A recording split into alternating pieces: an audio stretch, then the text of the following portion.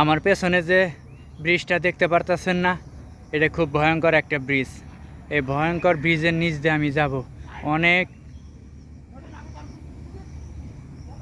বুঝি ওই কে যেন বকাবকি করতেছে। চলেন তো দেখা যাক কি হয়। আমার তো ভয় লাগতেছে, ভয়ঙ্কর একটি ব্রিজ, কি গুড়গুড়ে অন্ধকার, মাথায় নষ্ট, ভয়ঙ্কর, একদম অন্ধকার, কিচ্ছু দেখা যাইতেছে না। তারপরে ওই যে ছোট ছোট মানুষের কীরকম জানি বাড়ি ঘরের মতো দেখা যাইতেছে। দেখেন তো এত পরিষ্কার কেন? ওই যে আমি জুম করে দেখাই আপনাদেরকে, দেখেন ওই যে দেখেন কি যে অবস্থা, ভয়ঙ্কর অবস্থা। আমার এখানে না থাকবারই আমার কিন্তু খুবই ভয় লাগতেছে, একদম শরীরের লোম জারায় গেছে। আবার ওই যে দেখেন একটা একটা কি ওটারে বলে আপনারা, আমি জুম করে দেখাই, ওই যে ওটা কবুতর, কবুতর আমার মনে হয় একটা জালালি কবুতর, ঠিক আছে।